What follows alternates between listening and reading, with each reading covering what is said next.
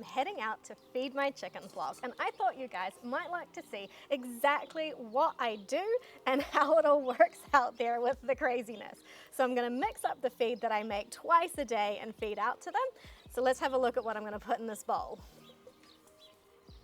So in here I've got my soaked feed, and sometimes it's fermented and sometimes it isn't, and I did a video all about my system here with the soaked feed, and you can check that out, but we're just going out to feed them today. So it starts with me putting this nice soaked feed into here, and what this feed is a layer feed that's made up of just crushed whole grains and bits and pieces. So it is a pre-mixed feed, but it's not like a pelleted, mushed up feed. And I prefer to use that because I can assess the quality of this feed just by looking and smelling it. With a pelletized feed, that can become quite challenging to actually know what you're getting in that bag. So that is my preference there. So once I have got my wet feed in the bowl, I'm gonna put the same feed, but it's dry this time. So it's still the layer feed, but I put it in dry, and that's going to just soak up any moisture and just make it a nice crumbly feed for the flock. And I really like this feed in particular. It's from a local company and they grind it themselves, so it can be a little bit inconsistent as to how ground up it actually gets. But hey, that just keeps it interesting. And it does have calcium in it for the hens while they're laying. And I don't always love having calcium in feed that my roosters and my young chickens are gonna have, but in this case, I'm not too worried because often the calcium in here is coming as ground up mussel shells, so they can actually pick around that if they don't need it. So I feel okay about feeding this out.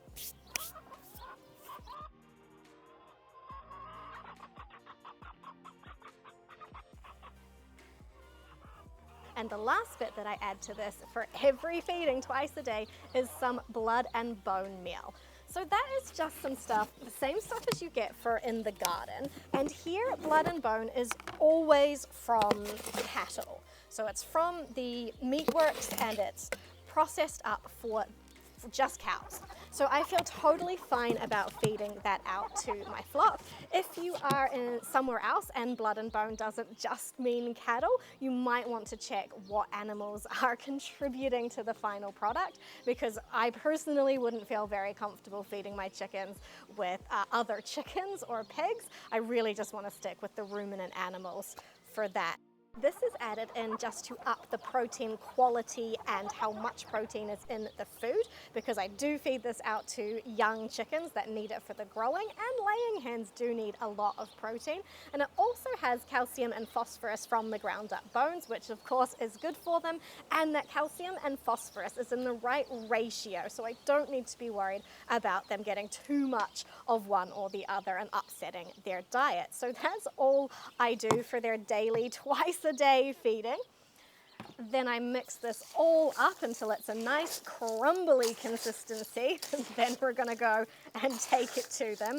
They will be happily awaiting their meal.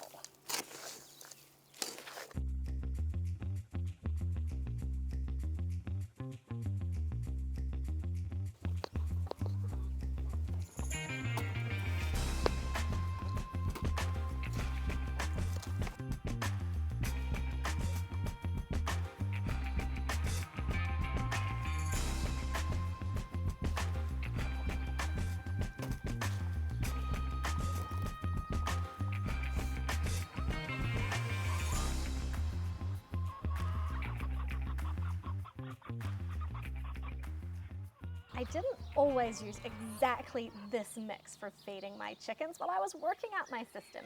I used to use a soaked scratch grains and a unmedicated chick starter. So the soaked scratch grains were the wet part and the chick starter was the dry part. I'd mix that up and feed that out along with the blood and bone to up the protein content. And that worked really well, and it's absolutely a good solution if you can't find that kind of ground up pre-mixed feed, because I got pretty lucky finding a local mill that was making that I could get my hands on.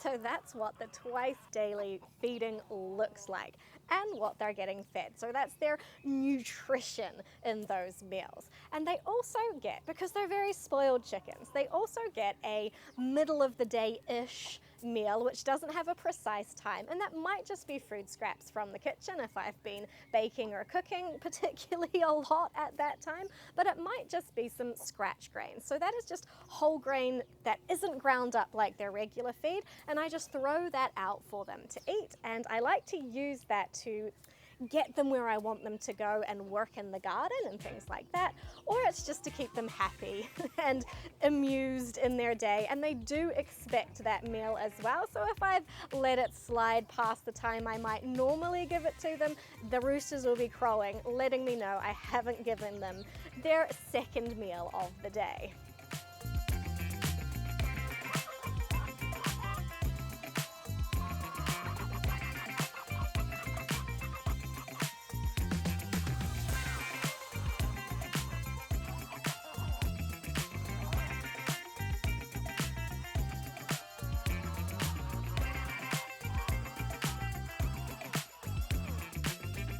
A really important aspect of my chicken's diet is forage.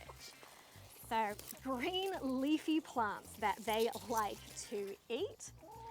It provides them with a huge amount of vitamins and minerals that are really hard to get from grains and the other things that are easy to mix up from a sack in the shed. They really love their leafy greens, as you can see. They go crazy for it. And this is just some stuff I've grown in the garden.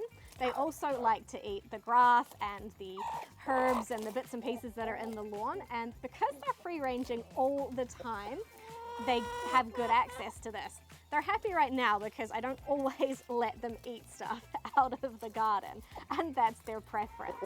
But it is an important part of a chicken's diet, and you can check my video out that I've done all about getting leafy greens into your chicken's diet, so you can find out how you can do that even if your flock can't be free ranging all the time.